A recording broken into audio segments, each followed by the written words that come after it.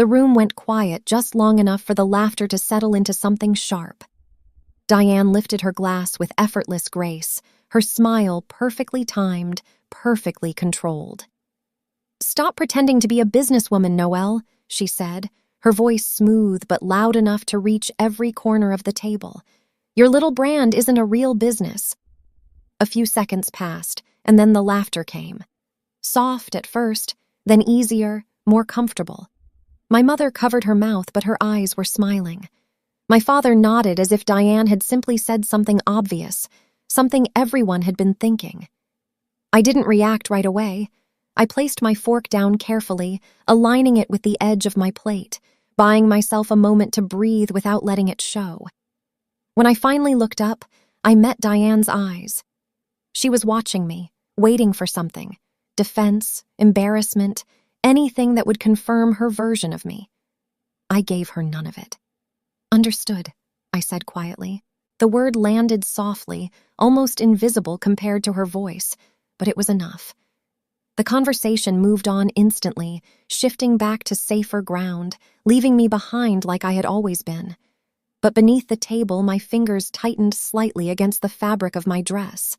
Because what no one in that room understood was this: Diane's company wasn't as stable as she believed, and I knew exactly why. Dinner continued like a script I had memorized years ago. Diane led every conversation, moving from one topic to another with practiced confidence. She spoke about Elin Vogue like it was inevitable, like success was something already secured rather than something still at risk.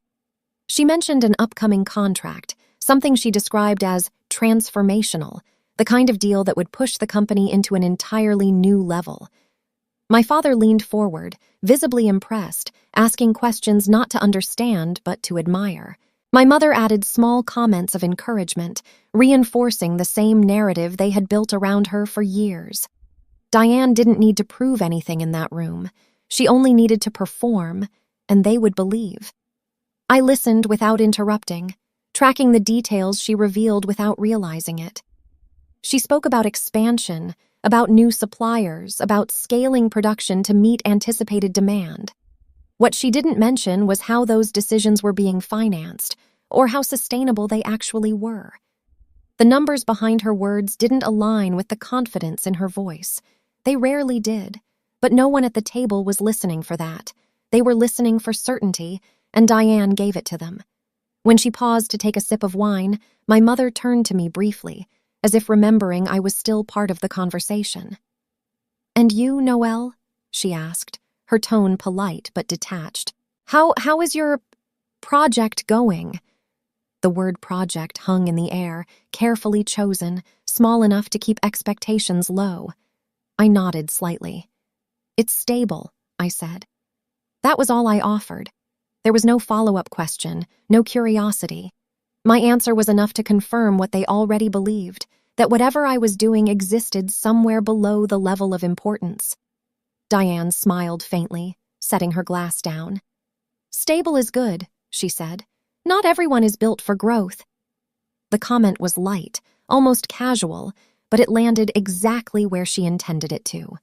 Another small ripple of laughter followed, quieter this time, more familiar. I didn't respond. There was nothing to gain from correcting her. Explaining would require them to listen, and they never had. As dessert was served, Diane returned to her upcoming deal, describing it in broader terms now, painting a picture of what it would mean for the company. She spoke about control, about influence, about becoming something larger than a brand. My father raised his glass again, toasting her future, his voice filled with certainty. I watched the moment carefully, not because it was new, but because it was predictable. They believed in her version of reality completely, without hesitation, without question. I noticed something else. She never mentioned risk. By the time dinner ended, the conversation had already moved past me entirely. My mother handed me a container of leftovers without really looking at me, a gesture that felt more like routine than care. Diane was on her phone, likely sharing another curated piece of her life with an audience that only saw what she chose to show. My father lingered at the table, still talking about the deal. still convinced it was the beginning of something permanent. I stepped outside into the cool night air, the noise of the house fading behind me as the door closed. For a moment I stood there, letting the quiet settle, feeling the difference between what they believed and what actually existed. Then I walked to my car. It wasn't impressive. It never had been. But it started when I turned the key, steady and reliable, unlike the narrative Diane had built around herself. I sat there for a few seconds, hands resting lightly on the steering wheel, replaying her words in my mind. Not because they hurt. That part had faded a long time ago, but because they confirmed something important. She still didn't see me. I reached for my phone and unlocked it, opening a file I had been building for months. Financial statements, supplier contracts, payment timelines, every detail connected, every dependency mapped. Diane believed she was about to secure her company's future with one deal. What she didn't realize was that the structure she depended on was already shifting. And this time, I wasn't going to stay invisible. I didn't realize I was invisible until I understood that nothing I did ever changed the way they looked at me. It wasn't one moment or one sentence that made it clear. It was the pattern, the consistency of being overlooked, even when I tried to be seen. I remember standing in the living room when I was 12, holding a stack of printed pages I had worked on for days. I had taken my father's small business records and organized them into something clearer, something structured. I had found where he was losing money, where small changes could make a difference. I thought he would care. I thought he would at least look. He took the pages from me, skimmed the first one, and then set them aside without reading further. "That's nice, Noelle," he said, distracted, already thinking about something else. "But you don't need to worry about this." I stood there for a second longer than I should have, waiting for him to say something more, before quietly taking the pages back. A few minutes later, Diane walked in wearing a dress she had picked out for a school event. The reaction was immediate. My mother smiled, my father looked up, and suddenly the room felt different. "You look beautiful," my mother said, stepping closer to adjust the fabric as if it mattered. Diane laughed, spinning once, drawing attention without effort. The same room that had barely acknowledged me moments earlier now revolved entirely around her. I watched it happen, not with jealousy, but with something quieter: recognition. That was how things worked. Not based on effort, not based on substance, but on what people could see. As we grew older, the difference between us became clearer. Diane didn't just receive attention, she knew how to create it. She understood what people responded to, how to present herself, how to turn even small things into something worth celebrating. By high school, she had already built a reputation. Fashion shows, social events, connections that extended beyond the classroom. She didn't wait for opportunities, she made them visible. My parents followed that visibility, reinforcing it, investing in it, treating it like proof of something larger. I moved in a different direction, one that didn't require an audience. While Diane was building presence, I was building understanding. I spent my time analyzing systems, learning how things functioned beneath the surface. Numbers were consistent in a way people weren't. They didn't change based on perception. They didn't ignore you because you weren't interesting enough. They either made sense or they didn't, and when they didn't, there was always a reason. That clarity became something I relied on, something that didn't depend on whether anyone else paid attention. When Diane was accepted into a prestigious fashion program, the reaction at home was immediate and overwhelming. There were celebrations, conversations about her future that stretched for hours, plans being made as if success was already guaranteed. My parents spoke about her with certainty, as if she represented something they had always expected. I sat at the same table, listening, watching the way they framed her path as something exceptional. When it was my turn, I told them I had been accepted into a program focused on accounting and financial strategy. My father nodded, approving in a distant way. "That's practical," he said. "You'll always be able to find work." It wasn't meant to diminish anything, but it did. Diane was building something exciting. I was choosing something safe. That was how they saw it. The difference became more defined when Diane decided to launch Elon Vogue. By then, she had built enough visibility that her idea felt larger than it actually was. She presented it with confidence, framing it as an opportunity that just needed the right support to succeed. My parents didn't question it. They didn't ask for detailed plans or financial breakdowns. They believed in her, the same way they always had. Within a short time, they had committed a significant portion of their savings to help her start. I watched that decision carefully, not because it surprised me, but because it confirmed something I had already understood. In our family, belief wasn't based on evidence. It was based on perception. When I approached them later with my own plan, the response was different. I explained what I wanted to do, how I intended to acquire a failing fashion brand and rebuild it from the inside. I had numbers, projections, a structure that made sense. My father listened, but I could see the hesitation before he spoke. "It sounds complicated," he said, "and risky." My mother added, "Maybe you should start with something smaller, something more stable." They weren't dismissing me out of cruelty. They just didn't see me the same way they saw Diane. To them, I wasn't someone who created something visible. I was someone who managed details. So I stopped trying to convince them. I took what I had and moved forward without their approval. I studied the industry more closely, not from the outside, but from within its structure. I looked at where companies failed, where they overspent, where they relied too heavily on appearance instead of foundation. I watched Elan Vogue grow through visibility, through attention, through momentum that didn't require stability to look convincing.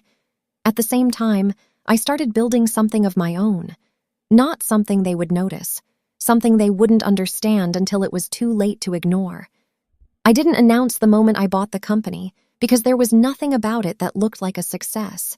The brand had been sitting quietly on the edge of failure for months, buried under unsold inventory, inconsistent production, and decisions that had been made without understanding the consequences. Most people saw a name that had already lost its value. I saw a system that had been mismanaged, not broken. That difference was enough. I used everything I had to secure it. Savings I had built over years, money my parents had never intended for me to risk, and a loan from my uncle that came with more concern than confidence. No one thought it would work. That part didn't bother me. I wasn't building something to prove them wrong. I was building something that made sense. The first weeks were quiet and unremarkable. There were no announcements, no rebranding campaigns, no attempt to attract attention. I focused on what was already there. I went through every line of cost, every supplier agreement, every product that had failed to move. The problems weren't complicated. They were ignored. Pricing that didn't match the market. Production timelines that weren't realistic. Inventory that had been created to look impressive instead of being useful. I removed what didn't work without hesitation. It wasn't about preserving what the brand had been. It was about rebuilding what it could become. At the same time, Diane's company was expanding in the opposite direction. Elan Vogue was everywhere. Campaigns, collaborations, events that positioned her brand as something aspirational. Every time I visited home, there was a new article, a new milestone, a new reason for my parents to talk about her with certainty. She had built something visible, something people could point to and admire. From the outside, it looked complete, but I had started to understand what sat underneath it. While she was increasing her presence, she was also increasing her costs. Marketing budgets that grew faster than revenue. Partnerships that looked strong but didn't generate consistent returns. A system that depended on maintaining the appearance of growth, even when the numbers didn't support it. It wasn't immediately obvious, but it was there, hidden in the gaps between what she said and what actually existed. My company didn't grow like that. It didn't need to. The changes I made were small at first, but they were consistent. I adjusted production to match actual demand. I worked with suppliers who could deliver reliability instead of volume. I brought in someone I trusted, a designer who understood that product had to exist beyond presentation. Together, we built something simple and functional. Pieces people could wear, not just photograph. Orders started returning slowly, then more consistently, not because of marketing, but because the product worked. Customers came back. That was something Diane's company couldn't rely on in the same way. Her growth depended on attention. Mine depended on structure. Once the foundation was stable, I shifted my focus outward. I started looking at the network around Elan Vogue, not the brand itself, but everything it depended on to function. Suppliers, logistics companies, distribution partners. I mapped the connections the same way I would map a financial system, identifying where control existed and where it didn't. Diane had built relationships, not ownership. She trusted availability without securing it. That was where the weakness was. I moved carefully. I didn't approach anything directly. Instead, I looked for companies that were already under pressure. A logistics firm struggling with delayed payments, a supplier operating on margins too thin to absorb risk. I offered stability where they needed it, restructuring agreements in ways that aligned with my interests. On the surface, nothing changed. They continued operating as they always had. But behind the structure, something shifted. They were no longer independent. They were connected to me. Each decision on its own looked small. A contract adjusted here, a stake acquired there, nothing that would draw attention.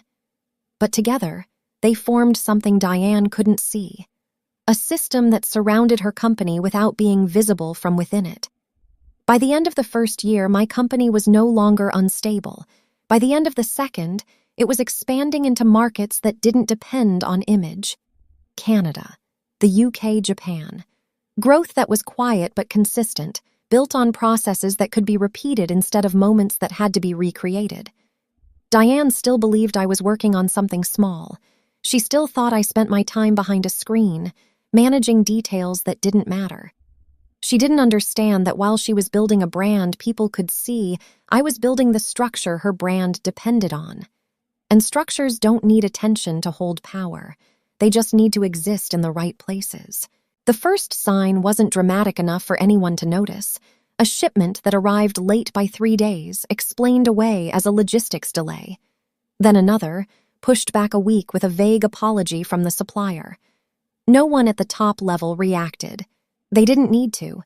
From where Diane stood, these were minor disruptions, the kind that could be absorbed without consequence. But I wasn't looking at individual events. I was watching the pattern. Payment cycles began to stretch beyond their usual range. Vendors who had once prioritized Elan Vogue started requesting partial payments up front, something they had never done before. That meant trust was already weakening. Production timelines became inconsistent, not because of external pressure, but because internal commitments were no longer being met. Diane continued to present growth, but the system underneath her company was beginning to shift out of alignment. I tracked everything without interfering. Each delay, each adjustment, each small inconsistency was added to the structure I had already built in my files. It didn't take long before the trend became clear. The company wasn't expanding anymore. It was compensating, filling gaps with momentum instead of stability.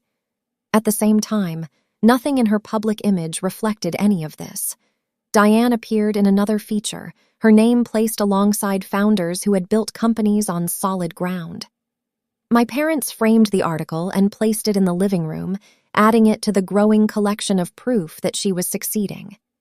At dinner, they talked about her expansion plans, her upcoming partnerships, the opportunities that seemed to follow her everywhere. There was no hesitation in their voices, no sense of doubt. To them, success was already confirmed. I listened without correcting them. Diane controlled the narrative perfectly. She spoke about traction, about brand visibility, about the way her company was positioned in the market. None of those things required immediate financial proof. They were ideas, projections, expectations. People believed them because they sounded right, because they fit the image she had created. Internally, the pressure increased. One of her senior hires, a CFO brought in to stabilize operations, began raising concerns. I knew this because the companies I had quietly positioned myself within provided fragments of information. Not full reports, not direct access, but enough to understand the direction things were moving. The CFO questioned the burn rate, the imbalance between spending and revenue, the lack of liquidity to sustain current operations. Diane dismissed it as cautious thinking, reframing it as resistance to growth. When he pushed further, she replaced him. That decision removed the only internal resistance she had. Without anyone challenging her assumptions, Diane expanded faster. She signed new agreements, increased production, committed to larger campaigns. Every move looked like confidence. In reality, it was acceleration without control. She was building momentum in a system that was already unstable. At home, nothing changed. My parents continued to speak about her as if the outcome was guaranteed. When I mentioned something small, a question about sustainability, it was dismissed almost immediately. "You're always too cautious," my mother said one evening. "That's why you don't see opportunities the way she does." My father added, "Diane understands risk. That's what makes her successful." I didn't argue. There was no point in explaining something they weren't trying to understand. I shifted my attention fully to preparation. The positions I had built around her company were no longer passive. They were points of influence. I reviewed supplier contracts more closely, identifying clauses that could be adjusted if needed. I strengthened my position within logistics, ensuring that decisions could be redirected at the right moment.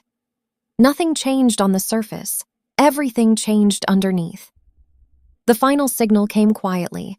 A payment that should have been automatic didn't process. Not delayed, not rescheduled, missed. That meant liquidity had dropped below a threshold Diane couldn't ignore, even if she didn't fully understand it yet. It meant the company had moved from managing growth to managing survival. She didn't say anything about it publicly. A few days later at dinner, she announced her upcoming deal with complete confidence, describing it as the moment everything would shift in her favor. My parents celebrated immediately, their relief visible, their belief unchanged. To them, this was confirmation that she had been right all along. I watched her carefully as she spoke. She believed it. That was the difference. She thought the deal would secure her company. She thought it would fix the gaps she hadn't acknowledged. She thought it would validate everything she had been building. She didn't realize that the system she was depending on had already changed. And when that deal moved forward, it wouldn't reinforce her control. It would reveal how little of it she actually had. By the time Diane believed she was negotiating the most important deal of her career, I had already mapped out every dependency that deal required to survive. It wasn't about branding or visibility anymore. It was about movement, timing, and control. Fashion looked effortless from the outside, but underneath, it depended on a chain of decisions that had to align perfectly. Diane had built her company without securing that chain. She relied on access, not ownership, on relationships, not structure. That was where I moved. I didn't approach it directly. That would have exposed too much too early. Instead, I expanded through the same method I had used from the beginning, quietly and without visibility. The logistics company handling most of Elon Vogue's distribution had been struggling under delayed payments and inconsistent scheduling. I acquired a controlling interest through a private investment entity, restructuring its operations in exchange for influence over priority contracts. To anyone watching, it looked like a company stabilizing itself. In reality, it had shifted its alignment. At the same time, I increased my stake in one of Diane's primary suppliers. They had been operating on margins too thin to absorb instability, and Diane's delayed payments had pushed them close to the edge. I offered capital with conditions, ensuring that future agreements would be structured differently. They accepted without hesitation.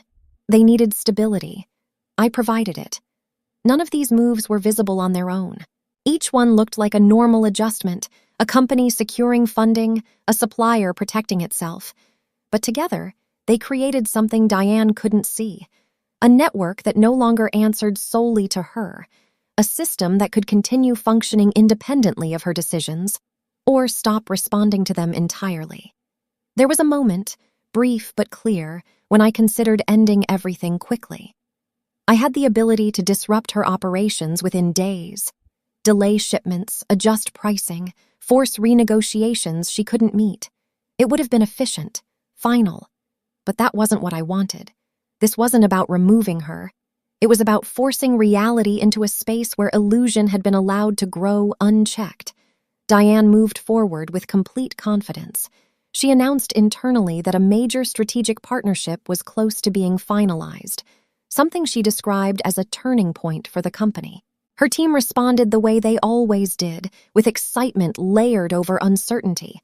They trusted her because they had been given no reason not to. Even as operations became more unstable, the narrative she presented remained consistent. The contract she was preparing to sign depended on everything she no longer controlled: supply guarantees, delivery timelines, cost structures. All of it assumed stability that no longer existed under her authority. Through the investment structure I had created, I positioned myself as a key intermediary in that agreement. Not as an individual, not as someone she would recognize, but as a strategic partner offering reliability where her system had begun to fail. When the preliminary terms were drafted, I reviewed them carefully. Every clause served a purpose: performance thresholds tied to measurable outcomes, delivery obligations that required consistency, exit conditions that protected the investor if those standards weren't met. On the surface, it looked like support, the kind of deal founders waited for. In reality, it was a framework that would expose every weakness the moment pressure was applied. My legal advisor asked the question I had already considered. "If she signs this without understanding it," he said, "you'll control the direction of her company." I didn't answer immediately. Control wasn't something I had set out to take. It was something that formed naturally when structure replaced assumption. Diane had built something people could see. I had built something that functioned, and in the end, function determined outcome. I approved the terms. The offer was delivered through the same channels Diane trusted, presented as the opportunity she had been working toward. When she received it, her reaction was immediate: excitement, relief, validation. She saw it as confirmation that everything she had done was leading to this moment. At home, nothing changed. My parents spoke about the deal as if it had already succeeded. They talked about expansion, about influence, about what it would mean for the future. They looked at Diane with certainty, the same way they always had. When they looked at me, there was no difference. I was still the one working quietly, the one who understood numbers but didn't shape outcomes. I didn't correct them, because by the time the deal was signed, the outcome would no longer be something they could misunderstand. It would be something they would have to see. And when they did, the difference between what Diane believed she controlled and what actually existed would no longer be invisible. The deal was signed on a Tuesday morning, and by that evening Diane was already celebrating it like the future had been secured. She hosted a private event at the office, curated down to the smallest detail, the lighting soft, the music controlled, everything designed to reinforce the same image she had always projected. From the outside, it looked flawless. Inside, I could feel the tension beneath it, subtle but present, like something stretched too far without breaking yet. I hadn't planned to go, but Diane insisted earlier that day. "You should come," she said, her tone light but deliberate. "It might help you understand how real business works." The invitation wasn't about including me. It was about contrast. She wanted me there as a reminder of what she believed I wasn't. I accepted without hesitation. When I arrived, the room was already full. Conversations moved easily, driven by the energy of what people believed was a turning point.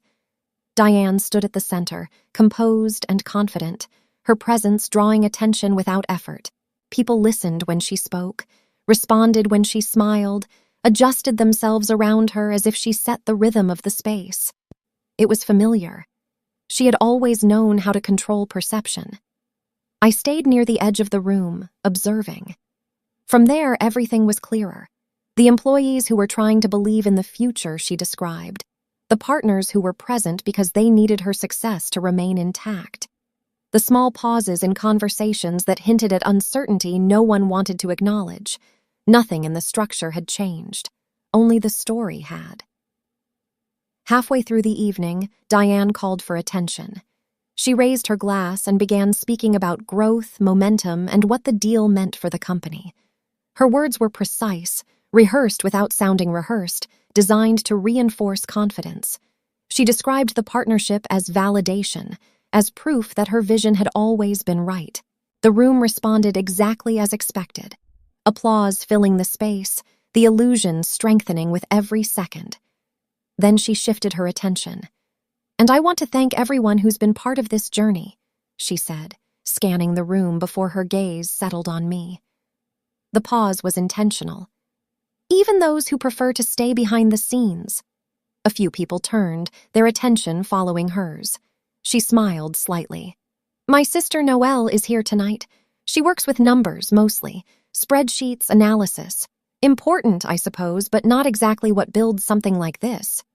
A few people laughed, unsure but willing. Diane stepped closer, lowering her voice just enough to make it feel personal while still being heard. "I've always told her," she continued, "if you're going to be in business, you have to actually build something people can see, not just sit behind a screen and pretend it matters." Her eyes met mine directly. "Stop pretending to be a businesswoman, Noelle. This is what it looks like." The room went still. It wasn't just the words. It was the certainty behind them. The assumption that she understood exactly who I was and where I belonged. The assumption that no one in that room would question it. I held her gaze without reacting. For a moment, the familiar instinct surfaced, to let it pass, to remain in the role she had defined for me. That would have been easier. It always had been.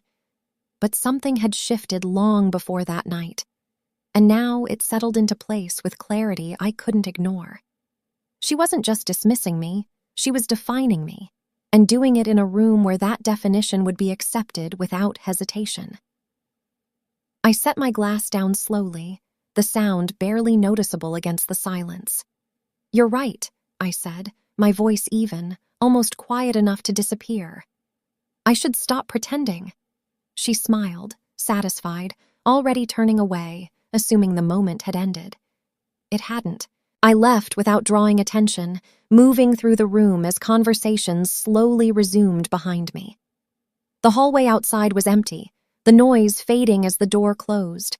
For a few seconds I stood there, letting the silence settle. Then I reached for my phone. I opened the message thread with my legal team and typed a single instruction: "Initiate review. Prepare for board intervention." The response came quickly. Everything was in place. All it required was confirmation. I sent it. By the time Diane finished celebrating that night, the process had already begun. Contracts would be reviewed, clauses would be enforced. Authority would shift through structures she had agreed to without fully understanding. She believed the deal had secured her position. What it had actually done was give me the leverage to redefine it. And this time, I wasn't staying invisible. The emergency board meeting was set for Friday at 10, and for the first time since Diane launched Elon Vogue, she walked into a room she didn't fully control. I arrived early, not because I needed to, but because timing mattered. The reception area was quieter than usual, the kind of silence that follows uncertainty. Employees moved with purpose but avoided lingering, their conversations cut short the moment someone new entered the space. The energy had shifted. Not visibly enough for an outsider to notice, but enough for anyone paying attention. I didn't stop at the front desk. The boardroom doors were already closed when I reached them, voices rising and falling behind the glass. Diane's voice was sharp, controlled but strained, pushing for clarity she hadn't been given yet. She was used to setting the tone, to entering a room with authority already established. Today, she was trying to regain it. I pushed the door open. The conversation stopped immediately. Diane turned first, irritation appearing before recognition. "Noelle?" she said, her voice carrying disbelief more than surprise. "What are you doing here? This is a board meeting." The implication was clear. I didn't belong in that space, not in that moment, not at that level. I didn't answer her question. I walked forward instead, moving past the side of the table to the far end where the representatives of the strategic partner were seated. They stood as I approached, a small but deliberate shift in posture that changed the room without a word being spoken. "We requested Ms. Parker's presence," one of them said calmly. Diane frowned, confusion tightening into something sharper. "Why?" she asked. "What does she have to do with any of this?" I took the seat at the head of the table. The movement was quiet, controlled, but it altered everything. Chairs adjusted, eyes shifted. The balance that had once centered around Diane moved, not dramatically but undeniably. "This meeting," I said, my voice even, "is to review operational compliance under the agreement signed earlier this week." "I know what the meeting is about," Diane replied, her tone sharper now. "I'm asking why you're involved." "Because the agreement you signed places control of key operational areas in the hands of the strategic partner." "I'm aware of that," she said, crossing her arms. "We negotiated those terms." "You acknowledged them," I said. "You didn't understand them." A few people around the table exchanged glances. Diane's expression hardened. "Then explain it," she said, "since you seem so confident." I nodded once, then turned slightly toward the legal representative beside me. "Begin with the supply chain." He opened a folder, speaking with measured clarity. "Under the current structure, primary sourcing, manufacturing logistics, and distribution operations are managed through entities connected to the Strategic Investment Group." Diane exhaled, impatient. "Yes, that's part of the integration. What you were not made aware of," he continued, "is the ownership alignment within those entities." The room stilled. I leaned forward slightly, meeting her eyes. "The logistics network responsible for over half of your distribution," I said, "is controlled by a holding structure I own." For a moment, nothing changed. Then it did. "That's not possible," she said, her voice tight. "We vetted every partner." "You vetted performance," I replied. "Not ownership," the legal representative continued. "Additionally, the primary supplier supporting your current production cycle operates under revised terms tied to the same controlling structure." Diane shook her head once, sharply. "No, that's not how this works." "It is now," I said. The realization didn't arrive all at once. It moved through her expression slowly, replacing certainty with something less stable. She looked around the table, searching for resistance, for contradiction, for anything that would disrupt what she was hearing. There was nothing. "You're saying these companies answer to you?" she asked, her voice lower now. "I'm saying the systems your company depends on are no longer independent of me." The difference mattered. She looked back at me, and for the first time, she wasn't seeing me as the person she had dismissed. She was seeing the position I held. "You don't have that kind of authority," she said, but the conviction was gone. "This is my company." "It's your brand," I said, "not your infrastructure." I let the silence settle before continuing. "And under the agreement you signed, control over that infrastructure determines operational authority." No one spoke. No one needed to. Diane's composure didn't collapse dramatically. It shifted, just enough to expose what had always been underneath it. Confidence built on assumption, not structure. Control based on perception, not ownership.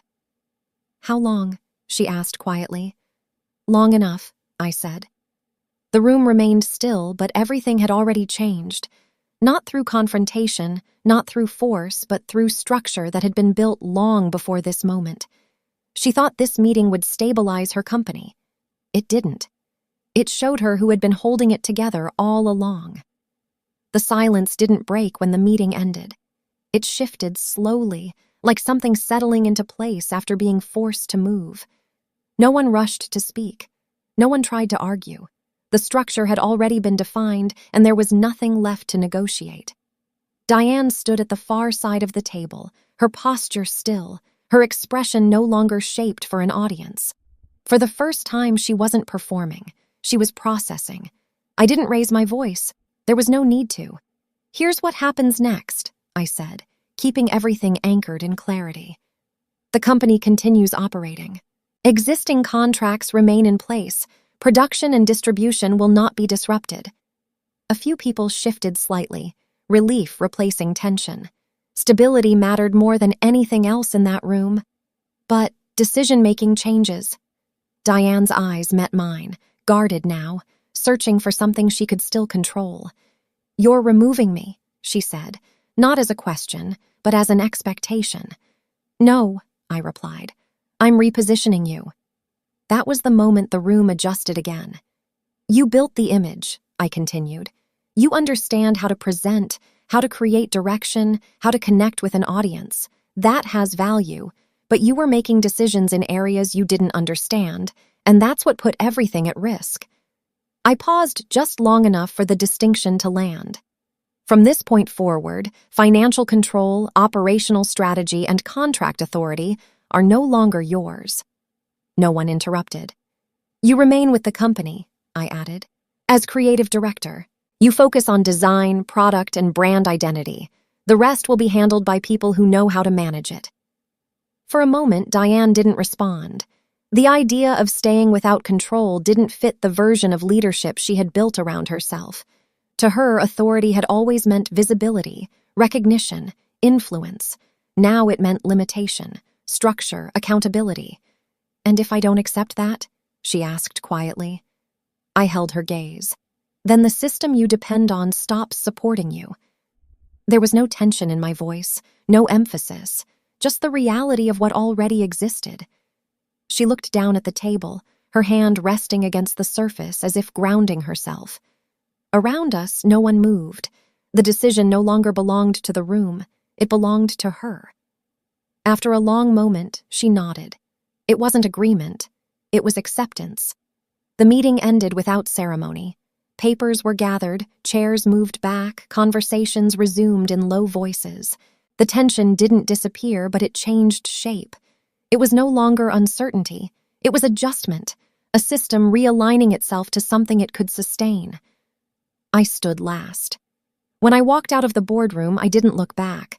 There was nothing left in that space that needed my attention. Everything that mattered had already shifted.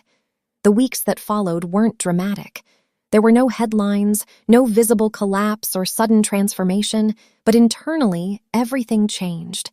Costs were reduced, contracts were rewritten, processes that had been ignored were rebuilt with precision. The company stabilized, not because of a single decision, but because the structure finally matched reality. Diane changed more slowly. At first, she resisted in small ways, testing limits that no longer existed, pushing against decisions she no longer controlled. But over time, something shifted. Without the weight of pretending to manage everything, she focused on what she actually understood: design, direction. Creating something people responded to beyond appearance. For the first time, her work had substance behind it. At home, the silence between us felt different. My parents no longer spoke with certainty about things they didn't understand. They asked questions instead. They listened. Not perfectly, not completely, but enough to change the way the room felt. The dynamic didn't reset. It couldn't. But it moved. One evening, I stayed late at the office reviewing reports. As I walked past the design area, I noticed a single light still on. Diane was there, sitting at a desk, surrounded by fabric samples and sketches. She looked up when she heard me.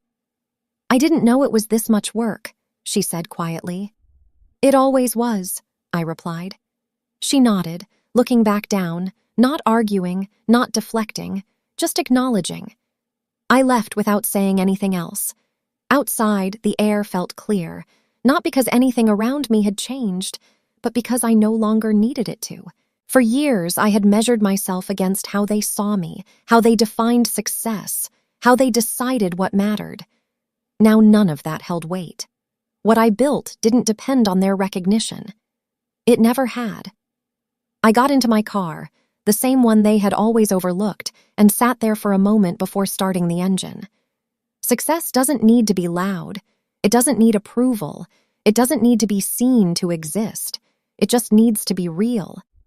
If you've ever been in a room where people decided who you were before you had the chance to show them otherwise, you already understand this story.